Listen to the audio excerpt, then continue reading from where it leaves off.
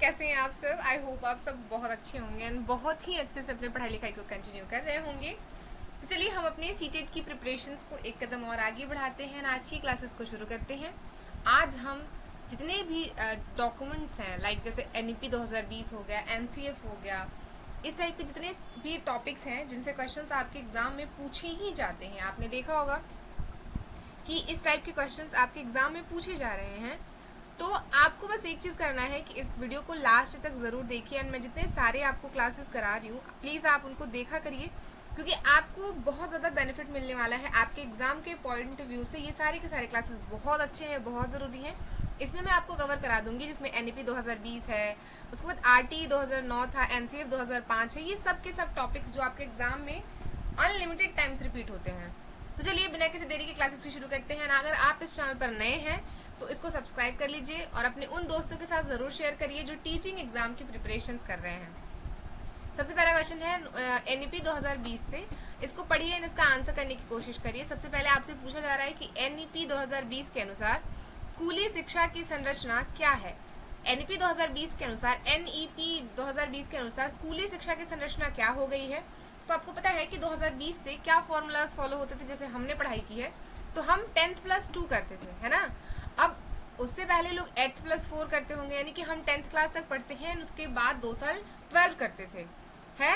But ये formulas नहीं है। अब यहाँ पे इसकी संरचना कैसे हो गई है, तो ये हो गया है 5 + 3 + 3 + 4। अब इसको समझते हैं कि ये क्या है।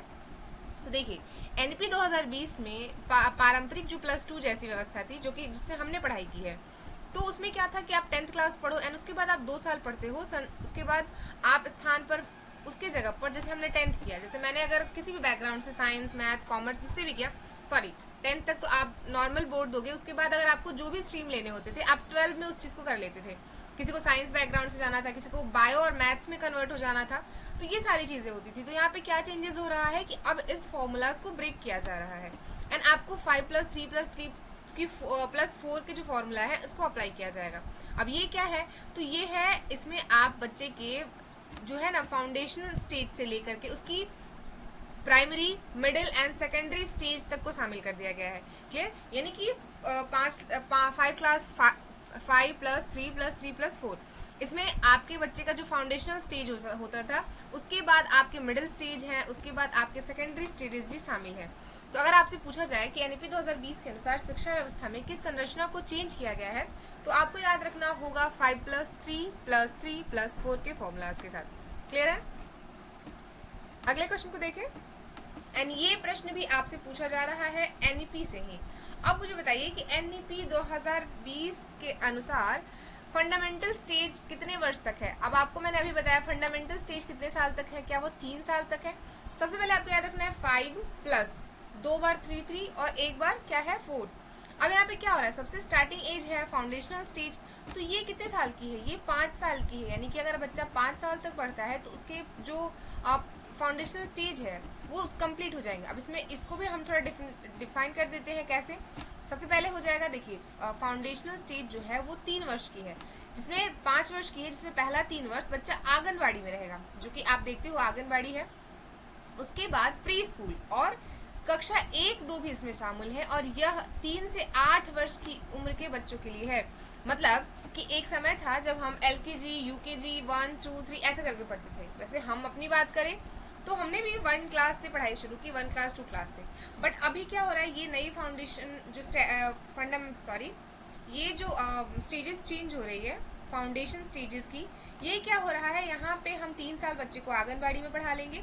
उसके बाद उसकी जो प्री स्कूलिंग है सब सेम प्रोसेस है, बट अब ये स्टेजेस वाइज हो गए हैं, बस आपको इसलिए याद रखना है। उसके बाद 1 साल तक 1 और 2 क्लास तक इसमें शामिल होंगे। उसके बाद 8 साल तक बच्चा इन सारे क्लासेस में पढ़ेगा। तो फाउंडेशन स्टेजेस कितने की है, 5 वर्ष की है। क्लियर है। नेक्स्ट क्वेश्चन है, इसको पढ़िए, इसका आंसर करने की कोशिश करिए। NEP 2020 में फाउंडेशन लिटरेसी एंड FLM का मुख्य उद्देश्य क्या है।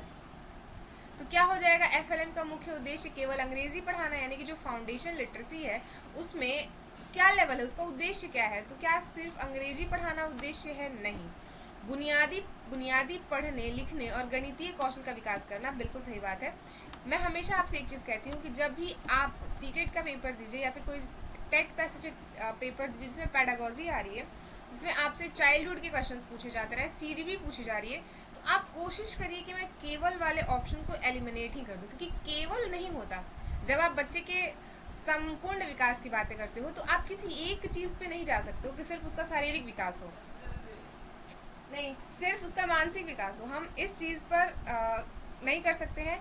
इसलिए हमें क्या देखना होगा, हम बच्चे के ओवरऑल डेवलपमेंट की बातें करते हैं, एंड इस वे से इसका राइट आंसर है option number B.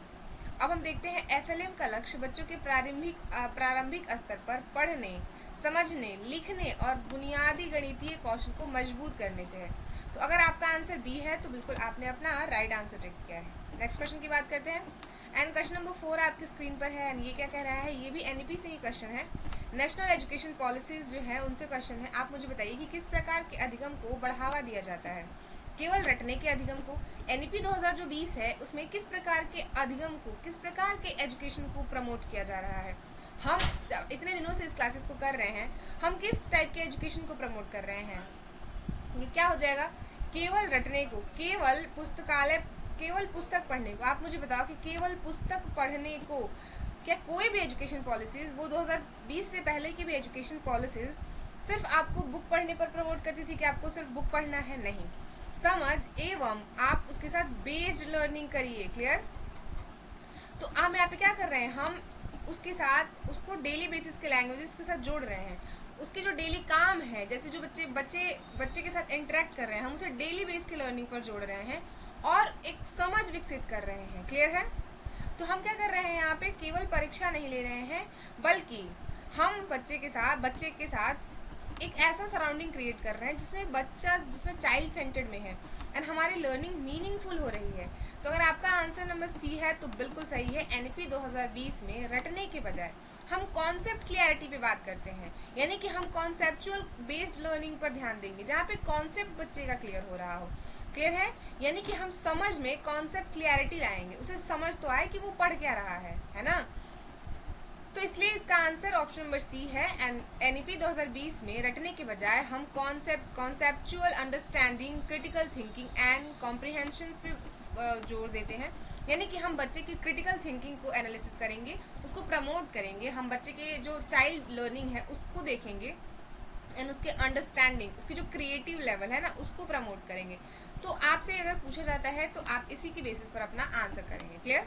Next question की बात करते हैं, एंड ये है आरटीई एक्ट किस वर्ष अधिनियमित किया गया था। अब मुझे बताइए ये किस वर्ष लाया गया था। तो ये 2005 ऑप्शन नंबर ए कहता है, ऑप्शन नंबर बी कहता है 2008, ऑप्शन नंबर सी कहता है 2009 एंड ऑप्शन नंबर डी कहता है 2010।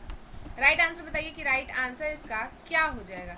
राइट आंसर क्या हो जाएगा, तो अगर आपने सेलेक्ट किया है ऑप्शन नंबर सी को, यानी कि 2009 को, तो आपका आंसर बिल्कुल सही हो जाएगा।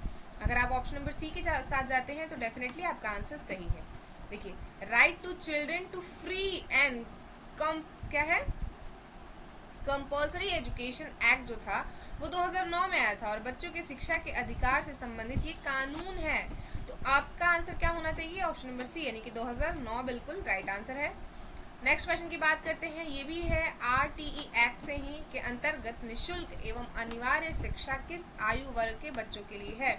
तो किस आयु वर्ग के बच्चे के लिए आप, और ये हमारे फंडामेंटल राइट्स हैं या ड्यूटी हैं, आप ये भी कमेंट करके बताओगे। और ये हमारे फंडामेंटल ड्यूटीज में कहाँ जोड़ा गया है, कब जोड़ा गया है कि निःशुल्क एवं अनिवार्य शिक्षा कितने उम्र तक के बच्चों को मिलना चाहिए। तो यहाँ पे क्या हो जाएगा, 3 से 6 वर्ष, 6 से 14 वर्ष, बिल्कुल 6 से 14 वर्ष। ऑप्शन नंबर बी के साथ आपको जाना है। आप मुझे बताओ कि कौन सा संवैधानिक संशोधन हमें ये कहता है कि बच्चे 6 से 14 वर्ष के बच्चे को निःशुल्क एवं अनिवार्य शिक्षा का अधिकार है, अनिवार्य है उसे पढ़ाना। तो आप मुझे कमेंट करके इसका आंसर जरूर बताएंगे। हम अपने ऑप्शंस की तरफ चलते हैं। इसका ऑप्शन नंबर बी बिल्कुल सही है।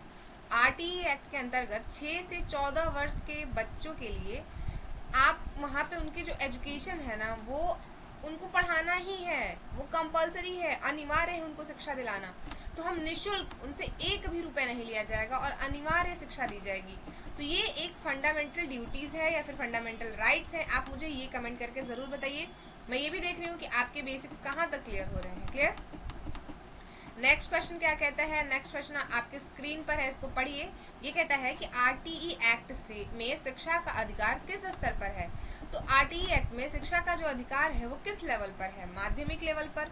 ऑप्शन नंबर बी कहता है उच्च माध्यमिक पर, ऑप्शन नंबर सी कहता है प्रारंभिक शिक्षा, एंड ऑप्शन नंबर डी कहता है उच्च शिक्षा। तो यहाँ पे क्या हो जाएगा, ऑप्शन नंबर सी, यानी कि ये प्रारंभिक शिक्षा की बात करता है। क्लियर। तो आप इसका क्या करोगे, ऑप्शन नंबर सी के साथ जाओगे एंड ये बिल्कुल सही हो जाएगा। इसको हमने देख लिया। क्लियर। चलिए 1 से 8 से संबंधित है, यानी कि सामान्यतः क्लास 1 to 8 तक से संबंधित है। ओके, अगला प्रश्न देखते हैं। एनसीएफ 2005 का पूरा नाम क्या है।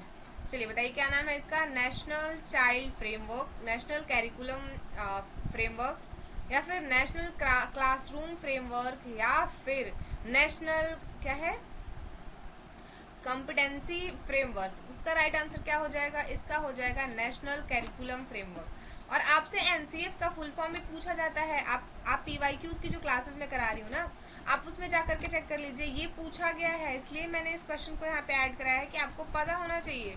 तो एनसीएफ का अर्थ हो जाता है नेशनल कैरिकुलम फ्रेमवर्क, और एनसीएफ 2005 को एनसीईआरटी ने विकसित किया था, और इसलिए ये बहुत जरूरी है आपके लिए। ये आपसे डेफिनेटली पूछा जाता है, या तो कॉन्सेप्ट्स में पूछ लिए जाते हैं या फिर डायरेक्टली क्वेश्चंस बन जाते हैं। एनसीएफ 2005 किस दृष्टिकोण को अधिक महत्व देता है, अधिक महत्व किसको दिया जाएगा एनसीएफ 2005 में, किस टाइप के टीचिंग मेथड्स को या फिर किस टाइप के कॉन्सेप्ट्स को, तो शिक्षक केंद्रित को नहीं। क्या आप बताओ मुझे कि क्या एनसीएफ हो या फिर जो हमारी लर्निंग एबिलिटीज हैं, यानी कि जो हम शिक्षा करा रहे हैं, तो क्या हम उसमें चाइल्ड सेंटर्ड एजुकेशन कराते हैं या फिर टीचर सेंटर्ड एजुकेशन कराते हैं। तो हम क्या कराते हैं, हम शिक्षक केंद्रित नहीं बल्कि बाल केंद्रित। यहाँ पे परीक्षा केंद्रित भी नहीं होगा और केवल पाठ्य पुस्तक केंद्रित भी नहीं होगा। हमारी जो लर्निंग होती है ना, वो बच्चे के सराउंडिंग में होती है, बच्चे के आसपास होती है, बच्चे को समझ आना चाहिए। आप बहुत अच्छी बुक्स लेकर के आइए, उसमें बहुत अच्छे अच्छे विद्वानों के थॉट्स लिखे हों, कॉन्सेप्ट्स लिखे हों, सारी चीजें लिखी हों, और बच्चे को उससे कोई फायदा नहीं हो रहा है। आप क्लास 6 के बच्चे को ग्रेजुएशन लेवल की चीजें पढ़ा रहे हो, तो वो चीजें उसके दिमाग में बैठ ही नहीं रही है, उसको समझ ही नहीं आ रहा है। आपने क्लासरूम्स बहुत ऑर्गेनाइज बनवाए हैं, बहुत अच्छी चीजें लगाई हैं, बट आपके क्लास में एक टीचर ही नहीं है। वो टीचर बच्चे के साथ अच्छा बिहेव ही नहीं कर पा रहे हैं, वो उसको एक चाइल्ड सेंटर्ड एनवायरनमेंट ही नहीं दे पा रहे हैं, तो फिर क्या फायदा है इस टीचिंग लर्निंग का, कोई फायदा नहीं है। क्लियर। और आप अपना आंसर्स भी इसी माइंडसेट के साथ करोगे कि एट द एंड बच्चे को फायदा होना चाहिए। हम जिसको पढ़ा रहे हैं, हम आपको पढ़ा रहे हैं और आपको समझ ही नहीं आ रहा है, तो फिर क्या फायदा मेरे 40 to 45 मिनट्स के क्लासेस लेने का, है ना। तो बस आप इतना समझिए कि कभी भी आप आंसर करोगे तो आपके माइंड में ये चीजें रहनी चाहिए कि बच्चे को फायदा हो। एट द एंड हमारी टीचिंग मेथड्स का, हमारे लर्निंग का, हमारे बुक्स का, हमारे एनवायरनमेंट का, यहाँ तक कि हमारा मतलब हम टीचर्स हैं तो हमारा भी, हम सिर्फ बच्चों के मार्गदर्शक हैं एंड हम अपना वैल्यूज दे रहे हैं। इसका एक ही रीजन है कि बच्चे को समझ आना चाहिए, उसे समझ तो आए कि आप पढ़ा क्या रहे हो। क्लियर है। तो हम चाइल्ड सेंटर्ड एजुकेशन पर फोकस करते हैं ना, हम बच्चे को सिखाना चाहते हैं, उसे समझा रहे हैं, उसको पढ़ा रहे हैं, तो बच्चा यहाँ पे सेंटर्ड में होना चाहिए। एनसीएफ 2005 में बच्चों की सीखने की प्रक्रिया का सक्रिय भागीदारी मानी जाती है और बच्चों के अनुभवों और पूर्व ज्ञान को महत्व दिया जाता है। अगर बच्चा, आप एज अ टीचर खुद को देखिए, खुद को सेंटर में रखिए, खुद से इस टॉपिक्स को देखिए कि आप एक शिक्षक हैं, तो क्या आप बच्चे के पूर्व ज्ञान से, यानी कि जो उसकी मदर टंग है या फिर जो उसका सराउंडिंग है, आप उसको इग्नोर कर दीजिएगा? नहीं, क्योंकि वो बच्चा है। आप ऐसा नहीं कह सकते हैं कि वो क्लासरूम में इन करते ही एकदम फॉर्मल हो जाएगा, आपकी भाषा बोलेगा, टिप टॉप में रहेगा, एकदम ये सब हो जाएगा, ये नहीं होता है। अगर हम ग्राउंड लेवल से बात करें तो एज अ टीचर हमने ये चीजें देखी हैं कि बच्चा स्कूल में आने के बाद बहुत टाइम तक अपने मदर टंग में बातें करता है, वो अपने जो उसके, मैं कहूँ ना, देसी लैंग्वेज, जो उसकी लैंग्वेज जो उसके घर में यूज होती है, बच्चा उस लेवल पे बात करता है। तो आप क्या करेंगे एज अ टीचर, हम क्या करते हैं, क्या हम उसे चाटा लगा देते हैं या फिर हम उसको मार के भगा देते हैं क्लासरूम से? नहीं, हम ये सब नहीं करते हैं, बल्कि हम उसके पूर्व ज्ञान से, जैसे मैं हमेशा एक चीज कहती हूँ, मैं एसएसटी की टीचर हूँ। क्लियर। अगर मैं एसएसटी पढ़ा रही हूँ तो मैं देखती हूँ, अगर मैंने आज कुछ भी, अगर मैंने आज आपको वोटिंग सिस्टम पढ़ाया कि वोट की वैल्यू क्या है, वोट क्यों देना चाहिए, क्यों हमें जरूरी है वोट देना, ये हम किस तरह से हमारे डेमोक्रेटिक कंट्री को रिप्रेजेंट करता है, तो मैं क्या करती हूँ, मैं उसके लिए पहले देखूंगी कि बच्चे का वोट के प्रति विचार क्या है, यानी कि वो सोचते क्या है। मैं ये नहीं कहती कि क्लास 6, क्लास 7 या 9th 10th के बच्चे वोट दे रहे होंगे, नहीं, बट उन्होंने अपने घर में सुना होगा, वो लोकसभा का हो, राज्यसभा का हो, कोई सा भी हो, विधानसभा का इलेक्शन हो, मुख्यमंत्री जी का हो या मुख्य प्रधानमंत्री जी का हो, यहाँ तक कि मुखिया का हो, वार्ड सदस्य का हो, ये सब इलेक्शंस के बारे में वो अपने पेरेंट्स के साथ बैठते होंगे, सुनते होंगे। तो मैं पहले देखती हूँ कि उनके मन में चल क्या रहा है, वो वोट को लेकर के क्या सोचते हैं। कोई बच्चा कहते हैं कि मैम हम हमारे यहाँ तो हम तो नाली हमारी नहीं बनी है ना, इसलिए हम इस पार्टी को वोट नहीं दे रहे हैं। तो ये क्या होता है, हम उनके पर्सपेक्टिव को समझ रहे हैं। कोई कहता है कि मैम इसके लिए तो ये करना होता है ना मैम, वो स्याही कैसे लगती है। तो ये क्या है, ये इसका पूर्व ज्ञान है। वो कहते हैं कि मैम हम तो इनको वोट देते हैं। मैं किसी भी पार्टी को लेकर के नहीं कह रही हूँ, मैं एक चीजें कह रही हूँ समझाने के लिए। और हम वहाँ समझाने के लिए वोट की वैल्यूज को हम एक ट्रिक का यूज करते हैं। हम क्लास में जैसे मॉनिटर का सिलेक्शन होता है ना, हम उस फॉर्मेट में वोट के वैल्यूज को सिखाते हैं। तो आपको इस तरह से सिखाना होगा ताकि आप जो पढ़ा रहे हो वो बच्चे हैं, वो आपके माइंड के लेवल के नहीं है। तो आपको ये समझना होगा कि बच्चे के सराउंडिंग में सारी चीजें होनी चाहिए, उसको समझ आना चाहिए। जब आप बता रहे हो तो उसको समझ आना चाहिए कि हमारे वोट की क्या वैल्यू है। बच्चे कहते हैं कि मैम हमारे घर वाले तो कहते हैं कि क्या मतलब वोट देने से, जिसको बनना है वो तो बन ही जाता है ना। तो ये सब उसके पूर्व ज्ञान है, और हमें पढ़ाते समय उसके पूर्व ज्ञान को पकड़ना पड़ता है, समझना पड़ता है कि उस बच्चे के अंदर इस टॉपिक के प्रति क्या क्या चीजें हैं, वो सोच क्या रहा है। एंड जब आप इस तरह से टीचिंग करते हो ना, ट्रस्ट में आप एक बहुत अच्छे शिक्षक बनोगे, और आपके क्लास में बच्चे इंगेज्ड भी रहते हैं और वो सीखते भी हैं। क्लियर है? तो आपको इस हिसाब से आंसर करना है। प्लीज इस तरह से पढ़िए और पढ़ाइए।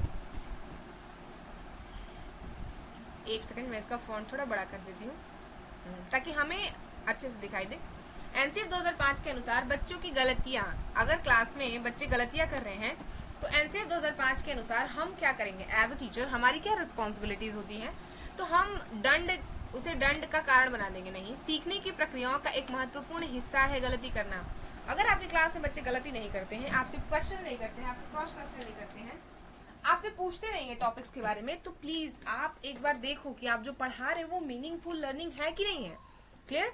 तो इसका right answer option number B है। ऑप्शन नंबर बी बिल्कुल सही है, जस्ट बिकॉज क्योंकि ये कह रहा है कि हम सीखने की प्रक्रियाओं का हिस्सा मानेंगे गलतियों को, ना कि हम उन्हें पनिशमेंट देंगे, डांटेंगे, चिल्लाएंगे। क्लियर? बच्चे की गलतियां यह संकेत करती है कि किस प्रकार की वह सोच रहा है, इसलिए शिक्षक को गलती का विश्लेषण करना चाहिए और सीखने में सहायता देनी चाहिए। एंड ये इसका बिल्कुल राइट आंसर हो जाएगा। अगर आप इसके साथ जाते हैं तो बिल्कुल आपका आंसर सही होता है। अगला है एनसीएफ 2005 में ज्ञान को किससे जोड़ने पर जोर दिया जाता है। हम एनसीएफ 2005 में ज्ञान को किससे जोड़ने पर जोर देते हैं, केवल परीक्षा से नहीं, बच्चों के जीवन और अनुभव से। बिल्कुल सही बात है। यानी कि एनसीएफ 2005 कहता है कि हमें बच्चे को जीवन और अनुभव से चीजों को जोड़ना है। यानी कि हम जो उसे पढ़ा रहे हैं ना, हम जो उसे समझा रहे हैं, हम उसके जीवन के अनुभव के साथ उसे कनेक्ट करके पढ़ाएंगे ताकि उसे अच्छे से समझ आए। केवल गृह कार्य से नहीं भाई, सिर्फ होमवर्क देने से थोड़ी हो जाएगा, और केवल पाठ्य पुस्तक से नहीं। बुक्स तो बस एक जरिया है, जस्ट अ पीस है, वो एक बुक है, जस्ट अ पेज है वो। व्याख्या है इसकी कि एनसीएफ 2005 का महत्वपूर्ण विचार यह है कि स्कूली ज्ञान को बच्चों के जीवन से जोड़ा जाए ताकि सीखना अर्थपूर्ण हो सके। यानी कि मीनिंगफुल लर्निंग के लिए हमें बच्चे के साथ, बच्चे के सराउंडिंग के साथ और उसके जो पूर्व ज्ञान है उसके साथ कनेक्ट करना पड़ता है। क्लियर? अब देखिए यहाँ पे लर्निंग विदाउट बर्डन का संबंध किससे है। बच्चों पर अनावश्यक शैक्षणिक बोझ कम करने से, गृह कार्य बढ़ाने से। ये ऑप्शन नंबर बी है। ऑप्शन नंबर सी कहता है कि परीक्षा बढ़ाने से, एंड ऑप्शन नंबर डी कहता है पाठ्यक्रम बढ़ाना से। अब आपके आंसर्स क्या हो जाएंगे। एंड अगर आपने अपना ऑप्शन नंबर ए सेलेक्ट किया है तो डेफिनेटली आपने अपना राइट आंसर सेलेक्ट किया है। बच्चों पर अनावश्यक शैक्षणिक बोझ को कम करना ही लर्निंग विदाउट बर्डन का उद्देश्य है। तो अगर आपका आंसर ये है तो डेफिनेटली आपने अपना राइट आंसर टिक किया है। एंड हम नेक्स्ट क्वेश्चन की बात करते हैं। Just a minute. हाँ, ये हमने कर लिया। ऑप्शन नंबर ए के साथ अगर आप जाते हो तो बिल्कुल आपका आंसर 200% सही होगा। नेक्स्ट क्वेश्चन की बात करते हैं। नेक्स्ट क्वेश्चन आपके स्क्रीन पर है कि आरपीडब्ल्यूडी एक्ट किस वर्ष आया था। आरपीडब्ल्यूडी एक्ट किस वर्ष आया था, 2009, 2012, 2016 या फिर 2020। आप मुझे इसका राइट आंसर कमेंट करके बताइए। इसका आंसर हो जाएगा 2016। ऑप्शन नंबर सी के साथ अगर आप जाते हो तो डेफिनेटली आपका आंसर बिल्कुल सही है। नेक्स्ट क्वेश्चन की बात करते हैं। ओके, हमने ये देख लिया। देखिए यहाँ पे right to person with disability जो एक्ट्स है, यानी कि आरपीडब्ल्यूडी जो है, ये क्या है, ये दिव्यांग बच्चों के अधिकारों और उनके सम्मान के अवसरों से संबंधित एक कानून है। एक लॉ है जो कि 2016 में आया था। तो अगर आपका आंसर 2016 है तो बिल्कुल आपने अपना राइट आंसर सेलेक्ट किया है। नेक्स्ट क्वेश्चन की बात करते हैं। ये आप मुझे बताइए, अभी मैंने आपको जस्ट ऊपर बताया है कि इसका फुल फॉर्म क्या हो जाएगा। RPWD का फुल फॉर्म बताइए। Right to person with disability, right to primary with disability. यहाँ पे क्या हो जाएगा, ऑप्शन नंबर ए। इन सबको छोड़िए, अभी मैंने जस्ट आपको 13 नंबर प्रश्न पे इसका एक्सप्लेनेशन दिया है। तो अगर आपने अच्छे से पढ़ा है तो डेफिनेटली आप कर ले जाओगे। प्लीज सीरियस होकर पढ़ाई करिए, क्लासेस को अच्छे से करिए। अब आपके पास चांसेस नहीं है, टाइम नहीं बचा है, बहुत जल्द आपका पेपर है, आपके पास 1 महीने से भी कम का समय बचा है। क्लियर। इंक्लूसिव एजुकेशन के सबसे उपयुक्त अर्थ क्या है। मैं हमेशा कहती हूँ कि आप इंक्लूसिव एजुकेशन के टॉपिक्स को भी एक बार प्लीज देख करके जाइए, इससे भी डेफिनेटली क्वेश्चंस आने के चांसेस रहते हैं।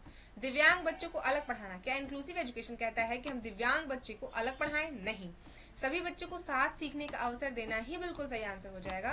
क्योंकि आपको यहाँ पे समझना होगा कि हम किसी भी बच्चे के साथ इंडिविजुअल डिफरेंसेस करते हैं, बट उन्हें हम किसी भी तरह से डिस्क्रिमिनेट नहीं करते हैं, यानी कि उनके साथ भेदभाव नहीं करते हैं। किसी भी अगर बच्चे के अंदर दिव्यांगता भी है, अगर वो किसी भी तरीके से है, तो अगर आप सोचो ना, अगर आप क्लासरूम में उसको हमेशा डिमोटिवेट करते हो, उसे कंपेयर कर देते हो, तो यही बच्चे कल को समाज में जाएंगे, कल समाज का निर्माण करेंगे। यही बच्चे कल डॉक्टर, इंजीनियर, प्रोफेसर, प्रधानमंत्री, राष्ट्रपति बनेंगे। तो अगर और भारत के एक नागरिक भी बनेंगे। तो अगर उनके अंदर स्टार्टिंग से ही इस टाइप की चीजें रहेंगी, तो आप सोच रहे हो उनकी माइंड की जब डेवलपमेंट होंगी तो वो धीरे धीरे इस थॉट प्रोसेस को और इनबिल्ड करते जाएंगे, और उन्हें लगेगा कि अरे यार हम तो ऐसे हैं, इस वजह से हमारे साथ ऐसा हो रहा है, हमारे अंदर तो ये कमी है, और ये चीजें उनके अंदर बैठती जाएंगी। बट एज अ टीचर हमारी रिस्पॉन्सिबिलिटी होती है कि हम उस बच्चे को फील कराएं कि नहीं बेटा, तुम एकदम अच्छे हो, तुम जो कर सकते हो ना वो कोई नहीं कर सकता है, एंड तुम्हें हर हाल में पढ़ना है। तो यहाँ पे क्या होगा कि उसे लगेगा कि नहीं यार, सब लोग बहुत अच्छे हैं, मेरे अंदर कुछ बुराइयां नहीं है, मैं वो सब कर सकता हूँ जो सामने वाला बच्चा कर सकता है। ओके। एंड इंक्लूसिव एजुकेशन की सबसे अच्छा एग्जाम्पल यही है। आप बच्चों के अंदर जो हीन भावना है ना, उसे खत्म करते हो। देखिए, समावेशी शिक्षा में विभिन्न क्षमताओं और आवश्यकता वाले बच्चे एक साथ सीखते हैं, और यह विद्यालय आवश्यक सहयोग और स्कूल अनुकूलन प्रदान करता है। तो ऑप्शन नंबर बी के साथ अगर आप जाते हो तो आपका आंसर बिल्कुल सही हो जाएगा। नेक्स्ट क्वेश्चन की बात करते हैं। शिक्षा में एक दृष्टि बाधित विद्यार्थी है। अब यहाँ पे आपसे सिचुएशन एक दे रहा है, आप इसका आंसर करिए कि आपकी क्लास में एक दृष्टि बाधित बच्चा है, शिक्षक का सर्वोत्तम व्यवहार क्या होगा। अगर दृष्टि बाधित है यानी कि बच्चा देख नहीं सकता है, तो हम क्या उसे अलग बैठा देंगे? नहीं भाई, उसकी गतिविधियों से मुक्त कर देंगे? कभी नहीं। उसके आवश्यकता और अनुकूलन के साथ उसे गतिविधियों में शामिल करेंगे। यानी कि अगर वो बच्चा देख नहीं सकता है तो उसका मतलब ये नहीं है कि हम उसे क्लासरूम से बाहर निकाल देंगे, या फिर हम उसे किसी कमरे में बैठा देंगे कि तुम तो देख ही नहीं सकते हो, तुम्हारी क्या जरूरत है। नहीं, हम क्या करेंगे, हम उसके आवश्यकताओं के अनुसार, यानी कि उसके इंक्लूसिव क्लासरूम में बच्चों को अलग करने के बजाय हम एक रिस्पॉन्सिबल सपोर्ट और आवश्यक वहाँ पे जो उसको चाहिए चीजें, जो उसकी नीड है, उसको देंगे ताकि उसे क्लास में अनकंफर्टेबल फील ना हो, और उसे बाकी बच्चों के साथ शामिल करेंगे। और यही है हमारे इंक्लूसिव एजुकेशन की वैल्यू। क्लियर है। अगले प्रश्नों की बात करें, एंड ऑप्शंस आपके सामने हैं, एंड आप पढ़िए इसको, एंड आई होप आप अब क्वेश्चंस के आंसर्स राइट करोगे। 17 नंबर प्रश्न क्या कहता है कि एक शिक्षक कहता है कि यह बच्चा दिव्यांग है, ठीक है, इसलिए सामान्य गतिविधियों में भाग नहीं ले सकता। यह किस प्रकार के दृष्टिकोण है। अगर मैं कहूँ कि एक शिक्षक है, ये अगर ये एक शिक्षक की सोच है, तो यहाँ पे ये किस तरह के शिक्षक की सोच है, ये बहिष्करणीय है। यानी कि यहाँ पे जो शिक्षक सोच रहे हैं वो गलत सोच रहे हैं। किसी भी बच्चे के साथ हम इस तरह के भेदभाव नहीं करेंगे। बच्चे की क्षमता से पहले सीमित मानक करके उसे गतिविधियों से बाहर करना इंक्लूसिव एजुकेशन के विपरीत है। आपने पहले ही कैसे समझ लिया कि वो बच्चा उस चीज को नहीं कर सकता है। आप उसे एक बार समय तो दो, उसके लिए सराउंडिंग तो दो। क्लियर। एनईपी 2020 में मातृभाषा यानी कि स्थानीय भाषा के संबंध में किस चीज पर जोर दिया गया है। यानी कि जो एनईपी है वो क्या कहता है कि आपकी जो मदर टंग है, आपके जो लोकल लैंग्वेजेस है, उसे क्या करना चाहिए। क्या हम सिर्फ इंग्लिश मीडियम में बच्चों को पढ़ाएंगे? नहीं, हम उसके प्रारंभिक चरणों में मातृभाषा और स्थानीय भाषा पर जोर देते हैं, क्योंकि वो उस सराउंडिंग से आया रहता है, वो बच्चा है, वो रोबोट नहीं है कि हम आते ही उसको इंग्लिश या किसी भी लैंग्वेज को पढ़ा देंगे। हमें पहले उसके साथ इंटरेक्ट करना पड़ता है, उसके लैंग्वेजेस में बातें करना पड़ता है। तो अगर आपका ऑप्शन नंबर बी है तो बिल्कुल आपने अपना राइट आंसर सेलेक्ट किया है। अगले प्रश्न को देखिए, निम्न में से कौन सा एनसीएफ 2005 की भावनाओं के सबसे करीब है। सबसे करीब कौन है यहाँ पे? एनसीएफ 2005 की भावनाओं के सबसे करीब कौन होगा? शिक्षक बोलने और बच्चे केवल सुने नहीं। बच्चे अपने अनुभव से अर्थ का निर्माण करें, बिल्कुल सही बात है। केवल रटने पर उत्तर लिखे नहीं, केवल परीक्षा नहीं। यहाँ पे क्या हो जाएगा कि एनसीएफ 2005 में बच्चे अपने अनुभव और अर्थ का निर्माण करते हैं। क्लियर? यानी कि यहाँ पे बच्चे कंस्ट्रक्टिज्म का इस्तेमाल कर रहे हैं, चाइल्ड सेंटर्ड लर्निंग कर रहे हैं, जिसमें बच्चा सक्रिय रूप से अपने ज्ञान का निर्माण कर रहा है, अपने ज्ञान का अर्जन कर रहा है। इस बेस पर आपका आंसर क्या हो जाएगा? Option number B. अगर आपने ऑप्शन नंबर बी को सिलेक्ट किया है तो डेफिनेटली आपने अपना राइट आंसर सिलेक्ट किया है। अगले प्रश्न को देखिए। एक शिक्षक बच्चों को प्रश्न पूछने के लिए प्रोत्साहित करता है, यह किस दृष्टिकोण से संबंधित है? अगर एक टीचर हैं और आप अपने बच्चे को, अपने क्लास में बच्चे जो हैं, स्टूडेंट जो हैं, उनको प्रश्न पूछने के लिए इनकरेज करते हो, प्रोत्साहित करते हो, तो आप यहाँ पे किस दृष्टिकोण से संबंधित है? तो आप रटने की पद्धति पर जोर दे रहे हो? नहीं, आप बाल केंद्रित अधिगम पर दे रहे हैं। बिल्कुल सही बात है। ये जो टीचर हैं ये चाइल्ड सेंटर्ड एजुकेशन पर फोकस कर रहे हैं, इसलिए इसका right answer option number B है। अब आपसे कथन के क्वेश्चन पूछे जा रहे हैं। मैं चाहती हूँ ना कि आप हर लेवल के प्रश्नों को कर लीजिए, ताकि जब आपके एग्जामिनेशन हॉल में इस टाइप के प्रश्न आए तो आप एकदम से आपकी हवाइयां ना उड़ जाए, आपको समझ आए, एटलीस्ट आप पढ़ सके, आप चीजों को कर सके। क्योंकि लास्ट के मूवमेंट्स में पैनिक होने से कुछ भी नहीं होता है, आपको पढ़ना पड़ता है, आपको टाइम देना पड़ता है किसी भी चीज के लिए। चलिए सबसे पहले कथन को पढ़िए एंड इसका राइट आंसर करने की कोशिश करिए, क्योंकि हमने इस टॉपिक को ऊपर के क्वेश्चंस में डिस्कस किया है। एनईपी 2020 में 5+3+3 के 4 की जो संरचना है ये प्रस्तावित है या नहीं है? बिल्कुल है, ये तो सही है। इनमें फाउंडेशनल स्टेज जो है, जो प्रारंभिक एज है, वो 5 वर्षों की है। बिल्कुल सही है। अब इस हिसाब से दोनों सही है, यानी कि ए और बी दोनों सही है। तो अगर आपका आंसर ऑप्शन नंबर सी है तो डेफिनेटली आपने अपना राइट आंसर सेलेक्ट किया है। दोनों कथन सही है। एनईपी 2020 की नई स्ट्रक्चर्स की यही विशेषता है। क्लियर है? अगर आपका आंसर ऑप्शन नंबर सी था तो डेफिनेटली आपने अपना राइट आंसर सेलेक्ट किया है।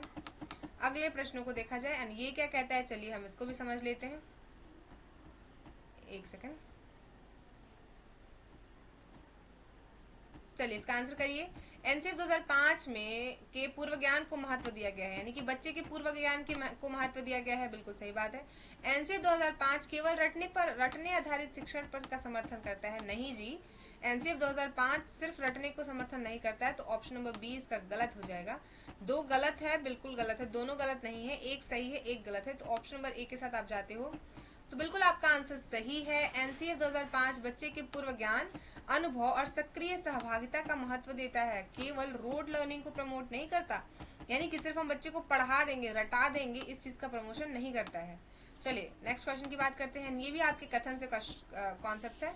बताइए कि 23 नंबर क्वेश्चन का आंसर क्या होगा? आरटीई एक्ट 6 से 14 वर्ष के बच्चे के शिक्षा से संबंधित है। बिल्कुल, आरटीई एक्ट का उद्देश्य बच्चों को निःशुल्क एवं अनिवार्य शिक्षा देना है। अनिवार्य, ठीक है, सही है। आप मुझे बताओ क्या दोनों सही है? एक सही है, दोनों गलत है, दोनों सही है? ये दोनों सही है। अगर आपका आंसर सी है, ऑप्शन नंबर सी को आपने सेलेक्ट किया, ऑप्शन नंबर सी, अगर आपका आंसर सी है और आपने ऑप्शन नंबर सी को सेलेक्ट किया है तो बिल्कुल आपका आंसर सही है।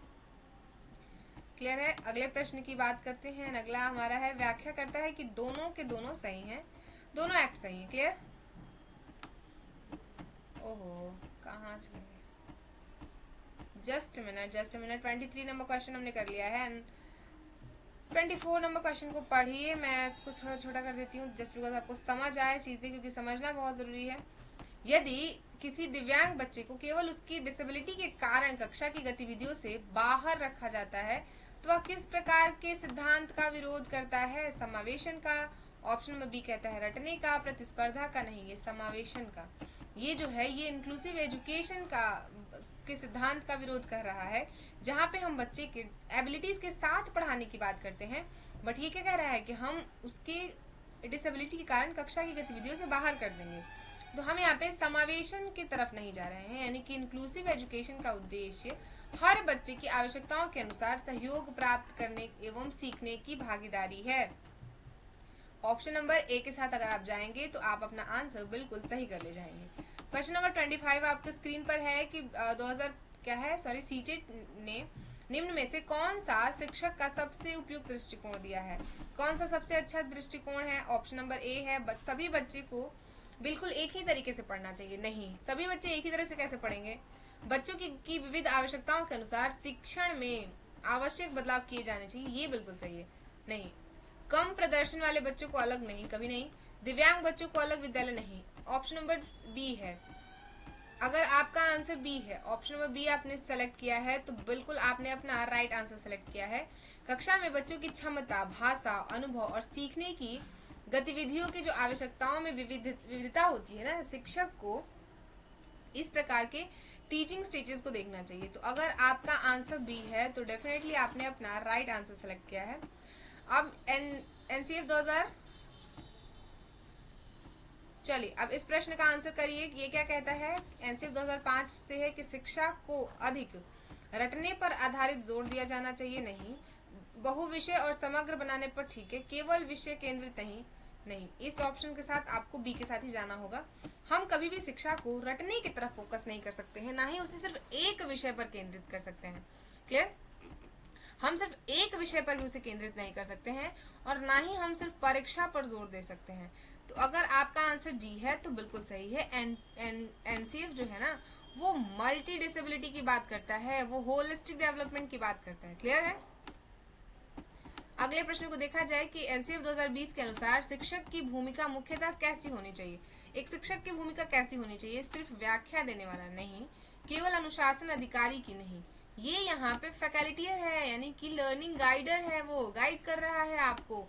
हम बस एक सुविधादाता हैं और कुछ नहीं है। तो 27 नंबर क्वेश्चन के साथ आप जाएंगे ऑप्शन नंबर सी में।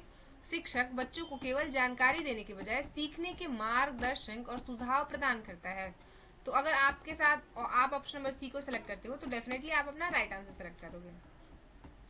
एनपी 2020 में असेसमेंट का मुख्य उद्देश्य क्या है? असेसमेंट का मुख्य उद्देश्य क्या होगा? वहां पे बच्चे को असेस क्यों किया जा रहा है, क्यों हम जांच कर रहे हैं, क्यों उससे प्रश्न उत्तर पूछ रहे हैं, क्यों हम यहाँ पे असेसमेंट कर रहे हैं। क्लियर? तो क्या उसकी तुलना के लिए, हम बच्चों की तुलना करने के लिए नहीं, केवल अंक देने के लिए नहीं, सीखने में सुधार के लिए, बिल्कुल सही बात है। बच्चों को असफल घोषित करने के लिए नहीं, कोई भी शिक्षक बच्चे को असफल घोषित करना नहीं चाहता है, बल्कि हम तो चाहते हैं कि हमारे क्लास के सारे बच्चे पास हो जाए, सारे बच्चे अच्छे नंबर ले आए। क्लियर? असेसमेंट में लर्निंग को अचीवमेंट्स के समाधान के रूप में देखा जाता है, रैंकिंग के लिए नहीं। हम उन्हें देखते हैं उन्हें एनहेंस करने के लिए, उनके प्रॉब्लम के सॉल्यूशन के लिए। क्लियर? ऑप्शन नंबर 29 आपके स्क्रीन पर, इसको पढ़िए और इसका आंसर करने की कोशिश करिए।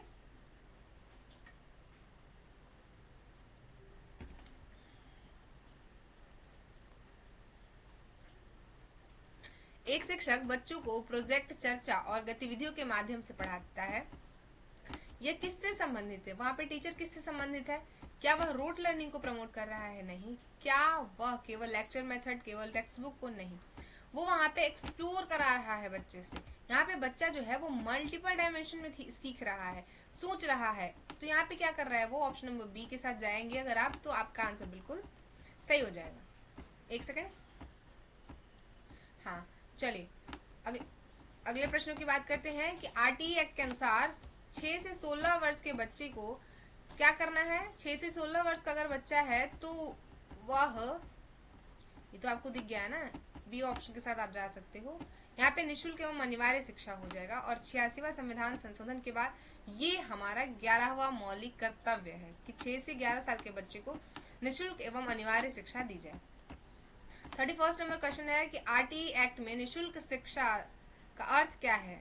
ऐसे बच्चे फीस न लिए जाए जो कि उनकी शिक्षा पूरी करने में बाधा बने। बिल्कुल सही बात है। केवल किताबें मुफ्त देना नहीं, सॉरी, केवल विद्यालय की फीस माफ करना नहीं। अगर आप ऑप्शन नंबर 1 के साथ जाते हो तो डेफिनेटली आपका आंसर सही होगा। आरटीई में फ्री एजुकेशन का उद्देश्य यह सुनिश्चित करता है कि फीस या अन्य खर्चे बच्चे के ऊपर बर्डन ना आए, बाधा ना आए, उसे ऐसा ना हो कि वो फीस की वजह से पढ़ाई छोड़ दे। क्लियर है? आरटीई एक्ट के संदर्भ में अनिवार्य का दायित्व मुख्यतः किस पर है? अनिवार्य का दायित्व किस पर होता है? माता पिता पर, केवल माता पिता पर, सरकार और अस्थायी अधिकार पर, या फिर केवल शिक्षा पर? बताइए इसका आंसर आप क्या करोगे? अगर आपका आंसर है ऑप्शन नंबर सी, अगर आप ऑप्शन नंबर सी के साथ जाते हो तो डेफिनेटली आप अपना राइट आंसर टिक करके आएंगे। ऑप्शन नंबर सी इसका सही जवाब हो जाएगा। क्वेश्चन नंबर 33 आपके स्क्रीन पर है एंड आई होप आप इसका आंसर कर पाएंगे। पढ़िए एंड इसका आंसर करने की कोशिश करिए। क्या कहता है ये प्रश्न कि आरटीई के अनुसार शिक्षक का एक महत्वपूर्ण कर्तव्य क्या है? शिक्षक का एक महत्वपूर्ण कर्तव्य क्या होता है? केवल परीक्षा लेना नहीं, नियमित और समय पालन बनाए रखने के लिए पाठ्य पुस्तक को पढ़ाना। ओके, यही इसका राइट आंसर हो जाएगा। ऑप्शन नंबर बी के साथ अगर आप जाते हो ना तो आपका आंसर सही हो जाएगा। आरटीई में शिक्षक को रेगुलर और कैरिकुलम कंप्लीट करना होता है, उसे उसका दायित्व है पढ़ाना। क्लियर है? उसका समझाना दायित्व है। एनसीएफ 34 नंबर क्वेश्चन है। एनसीएफ 2005 के अनुसार बच्चे को ज्ञान का निष्क्रिय प्राप्तकर्ता माना जाता है, नहीं सक्रिय है बच्चा, सक्रिय माना जाता है, केवल नहीं। यहाँ पे ऑप्शन नंबर बी है। बच्चा एक सक्रिय है, एक एक्टिव लर्नर है, निष्क्रिय थोड़ी है। क्लियर? एनसीएफ 2005 क्या कहता है कि बच्चा एक सक्रिय है, उसके पूर्व ज्ञान के साथ आप उसको जोड़िए एंड उसको एक एक्टिव लर्निंग कराइए, निष्क्रिय नहीं। बच्चे अपने अनुभव के आधार पर सीखते हैं। यह किस विचारधारा से संबंधित है? रोड लर्निंग, केवल व्याकरण, दंडात्मक नहीं, ये कंस्ट्रक्टिविज्म है। यानी कि ऑप्शन नंबर ए के साथ अगर आप जाते हो तो डेफिनेटली आप अपना राइट आंसर चेक करके आएंगे। 36 नंबर क्वेश्चन आपके स्क्रीन पर है कि एनसीएफ 2005 के अनुसार पाठ्य पुस्तक को ज्ञान का एकमात्र स्रोत माना जाता है, नहीं। सीखने के अनेक समाधानों में से एक मानना चाहिए, बिल्कुल उपयोग नहीं करना चाहिए, केवल परीक्षा के लिए उपयोग करना चाहिए, नहीं। इन दोनों को भी कट करिए। अगर आपका आंसर बी है तो आपने अपना राइट आंसर सिलेक्ट किया है, इसका आंसर बी हो जाएगा। एनसीएफ 2005 सीखने को टेक्स्ट बुक तक सीमित नहीं करता है, यानी कि वो उसके स्थानीय प्रवेश, अनुभव और अन्य सुविधाओं के रिसर्च पर भी महत्वपूर्ण भूमिका निभाता है। यदि किसी अभ्यर्थी यानी कि यदि किसी शिक्षक किसी बच्चे की गलत प्रक्रिया पर पूछता है तुमने ऐसा क्यों सोचा, तो वह क्या कर रहा है? यदि शिक्षक किसी बच्चे की गलत प्रतिक्रिया पर उसे पूछ रहा है कि तुम ऐसा क्यों सोच रहे हो, क्या कर रहे हो, तो यहाँ पे टीचर क्या कर रहे हैं? बच्चे को अपमानित कर रहे हैं, बच्चे को सोच को समझने का प्रयास कर रहे हैं, बच्चे को दंड दे रहे हैं, या फिर केवल बच्चे को बर्दाश्त कर रहे हैं? राइट आंसर है वो बच्चे को समझ रहे हैं। कभी कभी टीचर्स भी अगर ऐसा बोल रहे हैं ना तो आपको ये समझना होगा कि कभी कभी आपको बोलना पड़ता है, पूछना पड़ता है कि तुम ये क्या सोच रहे हो, तुमने कैसे इस चीज को सोच लिया। क्लियर? तो वहां पे क्या कर रहा है? बच्चे की सोच को समझने का प्रयास कर रहा है टीचर। तो ऑप्शन नंबर बी के साथ अगर आप जा सकते हैं। देखिए, बच्चे की जो रिकॉग्नाइज समझनी है ना, उसकी अगर रीजनिंग को समझना है, लर्निंग एबिलिटीज को देखना है, उसके कॉन्सेप्ट अंडरस्टैंडिंग को देखना है, तो आपको उसी के प्रश्न पूछने पड़ते हैं। क्लियर है? अगले प्रश्नों को देखा जाए। अगला है हमारा एनसीएफ 2005 के अनुसार कक्षा में सीखना होना चाहिए भय एवं वातापूर्ण नहीं, केवल प्रतियोगिता नहीं, आनंदमय एवं सक्रिय। बिल्कुल सही बात है। आपकी क्लासरूम एक्टिव हो, लर्निंगफुल हो, मीनिंगफुल हो, एक अच्छा इन्वायरमेंट हो, इससे अच्छा और क्या हो सकता है? तो joyful, meaningful and child centred learning environment बहुत महत्वपूर्ण है और आपको इसी के साथ जाना है। 39 नंबर क्वेश्चन क्या कहता है कि PRPWD एक्ट 2016 का मुख्य उद्देश्य क्या है? दिव्यांग बच्चों को अलग करना, नहीं जी। दिव्यांग बच्चों के अधिकारों एवं सम्मान का अधिकार करना, बिल्कुल सही बात है। ऑप्शन नंबर बी के साथ जाइए एंड इन दोनों को फिर से कट कर दीजिए। क्लियर? ऑप्शन नंबर बी के साथ जाते हैं तो ये बिल्कुल सही हो जाएगा। RPWD एक्ट का उद्देश्य right, identity, equality, non discrimination and inclusive education को बढ़ावा देना है। तो आप अगर बी ऑप्शन को सेलेक्ट करते हैं तो बिल्कुल आपने अपना राइट आंसर सेलेक्ट कर लिया है। चलिए, क्वेश्चन नंबर आपके स्क्रीन पर है। समावेशी शिक्षा में शिक्षक को सबसे पहले क्या करना चाहिए? अगर आप एक शिक्षक हैं और आप अपने क्लास में इंक्लूसिव क्लासरूम्स को क्रिएट करना चाहते हैं तो आपके सबसे पहले स्टेप्स क्या होंगे? बच्चे की डिसेबिलिटी को देखकर उनकी क्षमता तय कर देना, पहले ही बता देना कि नहीं नहीं तुम तो इतना नहीं कर पाओगे, तुम्हारा तो ये लेवल है। क्लियर? बच्चों की आवश्यकताओं और क्षमताओं को समझना। यहाँ पे दोनों ऑप्शन ए और बी दोनों सिमिलर हैं, बट आपको देखना पड़ेगा कि आपके लिए आंसर क्या सही हो रहा है। पता चला आपने बी की जगह ए कर दिया, फिर आंसर ही गलत हो गया। क्लियर? तो बी के साथ अगर आप जाते हैं तो बिल्कुल सही है। सी एंड डी तो गलत हो जाएगा ना, उसे अलग कक्षा में भेजना या फिर उसे गतिविधियों से मुक्त कर देना, नहीं। अगर आप एक ऐसे टीचर हो ना तो आप उसकी स्ट्रेंथ को, उसकी नीड को, उसकी लर्निंग रिक्वायरमेंट्स को देखोगे कि वो बच्चा क्यों इतना अनकंफर्टेबल है, क्यों उसे समझ नहीं आ रहा है, तो हम उसके प्रॉब्लम्स का सॉल्यूशन निकालेंगे ना कि उसके लिए खुद से प्रॉब्लम बन जाएंगे, है कि नहीं है? चलिए अगले प्रश्न की बात करें। ये हमारा क्या कहता है, एक सेकेंड। क्वेश्चन नंबर 41 आपकी स्क्रीन पर है कि एक श्रवण बाधित बच्चा है, विद्यार्थी कक्षा में शिक्षक की उपयुक्त कदम क्या होंगे? श्रवण बाधित बच्चा है, यानी कि वो बच्चा सुन नहीं रख सकता है, तो आप उसे पढ़ाई से मुक्त कर दोगे कि नहीं बेटा अब तुम तो पढ़ ही नहीं सकते हो, तुम तो क्लास से बाहर निकल जाओ। ऐसा करेंगे हम, हमेशा पीछे बैठा देंगे। अब वो सुन नहीं सकता है तो आप उसको पीछे बैठा दो, और नहीं, हम उसके सपोर्ट के लिए जो भी चीजें, जो भी टीचिंग मेथड्स होंगे ना, जो भी टीचिंग एबिलिटी होंगी, हम उसका यूज करेंगे, उसके प्रॉब्लम का सोल्यूशन निकालेंगे, हम उसके साथ कम्युनिकेशन एंड लर्निंग एक्सेस पर ध्यान देंगे। क्लियर? और हम वहाँ पे लर्निंग को एक्वायर कराएंगे। क्लियर है? तो ऑप्शन नंबर सी के साथ अगर आप जाते हो तो डेफिनेटली आपका आंसर सही होगा। चलिए, रीजनेबल एकोमोडेशन का अर्थ क्या है? रीजनेबल एकोमोडेशन का अर्थ क्या होगा? बच्चे को कोई क्षमता नहीं, उसकी आवश्यकता के अनुसार उचित अनुकूलन प्रदान करना ही इसका आंसर है। ऑप्शन नंबर बी के साथ अगर आप जाते हो तो डेफिनेटली आप अपना राइट आंसर टिक करके आओगे। बी ऑप्शन के साथ बिल्कुल उचित सपोर्ट करना, बिल्कुल सही बात है। एक शिक्षक कहता है कि दिव्यांग बच्चा मेरी कक्षा की गति धीमी कर देगा। अगर एक शिक्षक ऐसा कह रहा है कि एक दिव्यांग बच्चा मेरी कक्षा में जो पढ़ाने की स्पीड है ना, या फिर जो भी है, उसे धीमा कर देगा, उसे स्लो प्रोसेस में डाल देगा, तो ये टीचर के किस प्रकार के विचारों को दिखाता है कि टीचर का माइंडसेट कैसा है? क्या इंक्लूसिव है? नहीं। डोमिनेटिव है? नहीं। यहाँ पे टीचर क्या कर रही है? यहाँ पे टीचर जो है ना, वो बच्चे को क्या कर रही है? वहां पे बच्चे के साथ वो भेदभाव करने की कोशिश कर रही हैं, उसको डिस्क्रिमिनेट कर रही हैं। तो यहाँ पे बच्चे के डिसेबिलिटीज को, उसकी क्षमताओं का प्रतिनिधित्व करना, यानी कि उसको, उसके लिए स्ट्रेंथ बनना, ना कि हम उसे बुलिंग करने लगेंगे, उसे कुछ और तरीके से प्रिटेंड करेंगे। क्लियर है? क्वेश्चन नंबर 44 आपके स्क्रीन पर है कि इंक्लूसिव एजुकेशन का उदाहरण क्या है? इसमें से कौन सा एग्जाम्पल्स हो जाएगा इंक्लूसिव एजुकेशन का? सभी बच्चे को बिल्कुल एक ही तरीके से पढ़ाना नहीं, सभी बच्चे को एक ही तरह से नहीं पढ़ाते हैं। आवश्यकताओं के अनुसार टीचिंग मेथड्स का बदलाव बिल्कुल सही है, बिल्कुल सही है बी ऑप्शन। दिव्यांग बच्चों को अलग बैठाना नहीं। अगर आपका आंसर बी है तो बिल्कुल आपने अपना राइट आंसर सेलेक्ट किया है। हम अपने टीचिंग मेथड्स को बदलेंगे, ना कि बच्चे के ऊपर ठप्पा लगा देंगे कि नहीं तुमसे तो होगा ही नहीं, तुम तो 1 नंबर के वेल्ले हो। नहीं, हम इस तरह की चीजें नहीं करेंगे ना। हम एक शिक्षक हैं, हमारी कुछ रिस्पॉन्सिबिलिटी बनती है। एज अ टीचर आपकी बहुत सारी रिस्पॉन्सिबिलिटी होती है एंड आपको उसे फुलफिल करना होता है। तो आपको अपनी रिस्पॉन्सिबिलिटी को देखना होगा एंड एक अच्छे शिक्षक की तरह काम करना होगा। एक अच्छा शिक्षक क्या होता है, मैं आपको इतने दिन से टीचिंग मेथड्स पढ़ा रही हूँ, आई होप मैं आप समझ गए होंगे। 2020 में ये क्या है, वॉयलेंस एजुकेशन, केवल उच्च शिक्षा सीमित करना नहीं, शिक्षा के साथ इंटीग्रेट करने पर जोर देना, बिल्कुल यही हो जाएगा इसका आंसर। पूरी कक्षा को समाप्त करना नहीं। आपका आंसर अगर बी है तो बिल्कुल सही है, आप बी के साथ जाइए और अपने आंसर्स को टिक करके आइए। क्वेश्चन नंबर 46 आपके स्क्रीन पर है कि निम्न में से कौन सा एनसीएफ 2005 के अनुसार नहीं है?